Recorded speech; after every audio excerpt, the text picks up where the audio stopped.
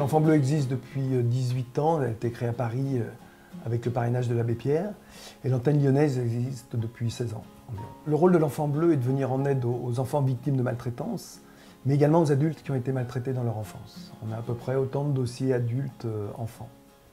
Il faut savoir qu'un enfant ne vient jamais seul. C'est toujours le parent, que l'on appelle nous le parent protecteur, qui vient, c'est très souvent la mère, effectivement, qui vient parce qu'elle est désemparée, parce qu'elle ne sait plus quoi faire, parce qu'elle a besoin qu'on la guide, qu'on l'aide. Voilà. Donc un enfant, d'ailleurs c'est le slogan de l'association, un enfant ne parle pas, parlez pour lui. Dans un premier temps, on reçoit la mère ou le père, enfin on reçoit les parents, sans les enfants au départ, on reçoit ensuite l'enfant, on analyse un petit peu la situation familiale, parce que aussi, on fait quand même aussi très attention à l'environnement familial. S'il y a des divorces ou des choses comme ça, c'est toujours, on marche souvent sur des œufs, hein, c'est toujours très difficile. Et puis ensuite, on envoie ces enfants vers nos psychologues qui vont justement analyser la situation et puis leur faire des séances de thérapie aussi longtemps qu'il faut pour les reconstruire. On les envoie vers nos avocats s'il y a besoin d'un conseil juridique et puis d'aller jusqu'au procès. Voilà.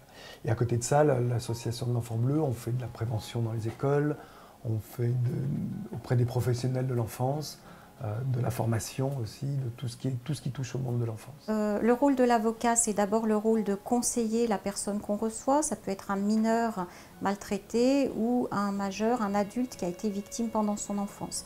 Donc il y a le rôle du conseil pour leur expliquer comment on saisit les juridictions. Et ensuite, le deuxième rôle de l'avocat, c'est aussi un rôle classique, c'est de saisir les juridictions et d'assister, de représenter le mineur tout au long de la procédure. La question qui se pose bien en amont, bien avant que les mineurs aillent voir l'avocat, c'est qu'ils puissent déjà faire cette démarche. Donc ça pose toute la question de libérer la parole de l'enfant. Il faut que l'enfant soit en amont renseigné et informé sur ses droits. Quatrième. Alors c'est vrai que pour les enfants, ça peut être difficile de nous parler directement de ce qu'ils ont subi. Et ils peuvent passer soit par la maison, la pâte à modeler pour reproduire la maltraitance qu'ils ont subie ou nous l'expliquer. Ça explique un petit peu le processus de la violence et de la maltraitance. On a des chiffres déclarés police en gendarmerie. Il y a eu l'année dernière 35 000 cas de maltraitance déclarés à la police et à la gendarmerie, dont environ 15 000 à caractère sexuel.